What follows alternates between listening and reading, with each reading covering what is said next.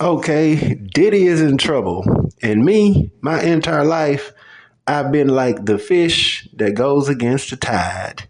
So, more than likely, this video is not going to be a video that most people like.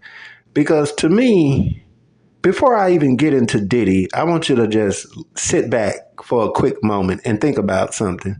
And I'm going to get a little bit off topic for only 1 minute. Nobody looked at the WNBA, that's women's basketball, with no more than a few suggestive hints and a whole bunch of race triggering. This society is so easily influenced that these WNBA stadiums was empty. And now they completely sold out. They were sold out for the whole season. That's how easily manipulated American society is. Now, I'm going to say this about the Diddy arrest. It's not legit because, in my opinion, whenever you got some stuff on a person, man, you can get them immediately. You don't see, whenever you get a concerted effort to rip a person down over the course of a year, you're tainting and you're building up society's resentment against him. And it can literally get to a point to where nobody can even come out and defend the person. You know what I'm saying? Nobody can even say in defense. Now, the record companies are dirty. But like I said, they've been talking about this dude for a year. They've been beating up on him and talking about his sex life, showing him in pictures kissing and, kissing on everybody and whatnot. And in one of these pictures, this dude is kissing Mike Tyson, but yet everybody is still a fan of Mike Tyson. It's kind of like, like with the WNBA. People are so sheeple-minded. It's like media daddy. Tell me when to be angry.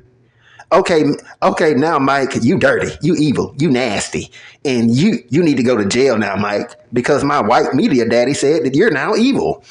Man, when it come to Puffy, all right, and when it come to all that shit he was doing, bro, get the fuck out of here. I don't even care. That's the music industry, dog. The only way that you're going to have a somewhat kind of non-tainted artist, and that's why in the South, Lil Boosie was popular, because he avoided signing these big contracts. And in the early 2000s, on media radio, this is what I would notice. Boosie would be selling out clubs, parties, and just everything, little events. But the news media from about 2000 to 2015, they didn't do nothing but rip Boosie down. They put out rumors he's dead, he's on crack, he got raped at a truck stop and bled from his butt all the way until he's dead. I mean, they would actually have radio DJs in Houston, Memphis, New Orleans, Pensacola, Atlanta, sitting up there saying all this stuff about Boosie. And the reason why they were saying that is because they didn't have control of him, but they had control of the media. And he was a hot artist that was making his own money. And, the white system doesn't look at a nigga as talented as being able, like, boy, you better not go out there and get rich without me, nigger. What the fuck is the matter with you? And they finally was able to get him in jail for a good few years, and he got out, and he really hasn't been the same. So when it comes to Puffy, it's kind of like this. All this stuff that you're reading about, all of it, the reason why I disregard it is because of one simple factor. The people that are over Puffy, they already know this stuff. They already know black people. They know that you're socially marginal.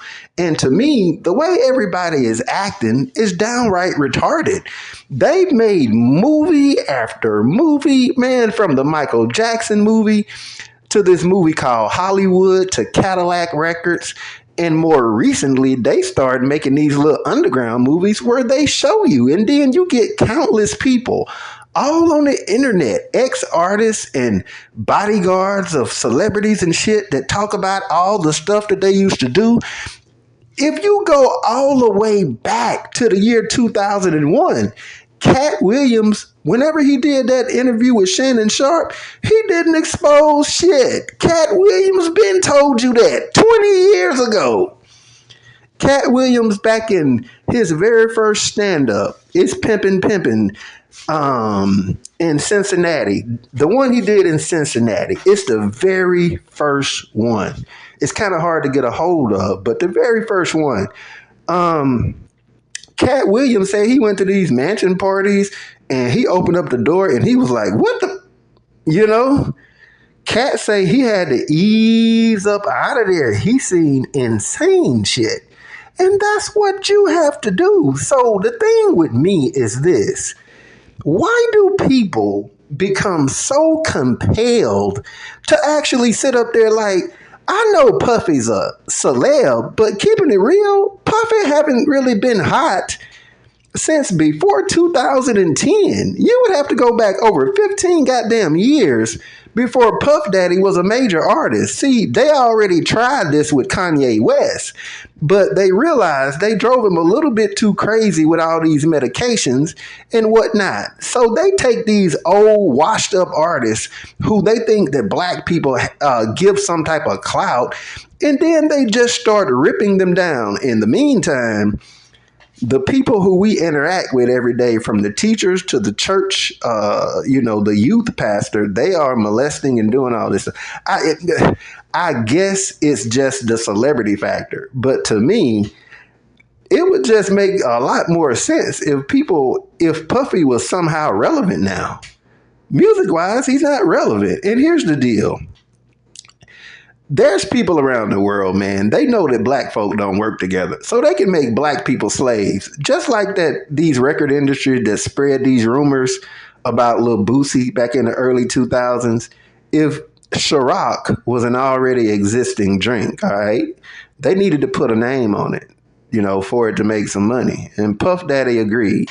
The only thing is, at a certain point, anybody's going to come and say, hey, give me my fair share of what I helped this nothing ass liquor become.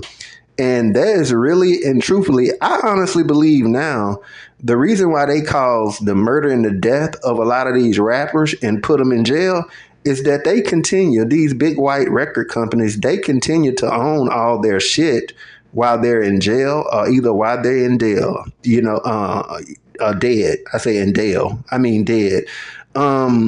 FBG Duck, King Von, all these dudes, they albums and money. These folks still making money off their shirts. I work security. I be in a mall. I see King Von image all over shirts and billboards and fucking posters and shit. They still make money off these people, and it's actually best that the motherfucker just be dead. There's nobody to beg you for a major. Or, hey, my last album, y'all made like 13 milli. Can I get half of that?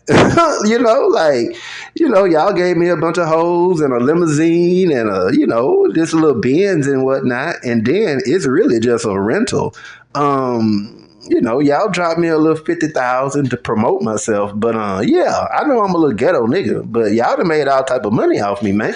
Can I get half of that 13 million? You know what I'm saying? And then they look at you and start looking at you crazy, and start telling you, well, we got you to suck on a ball sack before you sign your deal, right? Okay, just for asking us for the money, we're going to put your little ball sack blowjob video on the internet. It was just like when Sexy Red came out and she didn't promote Donald Trump, but she said something positive immediately. And I mean immediately, her sex tape, immediately. Now, I don't know how a bitch like Sexy Red is embarrassed by a sex tape. I mean, just insert joke there. Slut whore embarrassed by sex tape. But they put it out there. And that shows you the type of control that they have on these artists. So whenever these artists make a move or do something, they come down on these people. I'm just not into this whole thing that black society is into, man. I'm just not into it, bro. This shit to me makes no sense. And it's kind of like y'all look at these big executives in the media like God. Like they can determine when a person is absolute good and when it's now time to completely turn against a person. And they can take something as dead as the WNBA and have every single last one of y'all sitting in a seat. I'm a lot more strong minded than that, man. A lot of y'all are weak minded and very, very easily influenced. And a lot of you black men, I'm going to just keep it real with you. A lot of y'all are bitch ass drama queens. And y'all are worse than women. You give the white man God power and act as if you're masturbating your dickhead whenever you see a white system destroy another nigga. Black men and black people can't concede or succeed or rise above a certain level because they're too happy and too stimulated. And it's just too big of a thing with black people to look at one another go down. The 2.5 actor, Charlie Sheen, that dude has somewhere in the range of 20 to 40 women with HIV. You do not hear white dudes going around talking about no Charlie, no Charlie. Black men look at themselves in too big of a state of mockery and ridicule to ever be taken serious beyond rappers, athletes, and entertainers. Like seriously, who gives a fuck? Like, he did this, that, and the third. Man, look here. The record industry deals with black people a certain way. They don't deal with you professionally. They don't deal with you like men. You know what I'm saying? I could rant on and on, but the nigga shit that they do with black men, it's just not professional at all. They deal with you like street gutter niggas. And then the very second that you man up and decide to get serious about your money, they immediately whip up all the scandals on you. It's kind of like you dummies are just sitting around now waiting to see who else they're gonna like Big White Master. Who are you gonna tear down next? Which one of us are you gonna embarrass so all of us can sit up here and laugh and gossip and talk?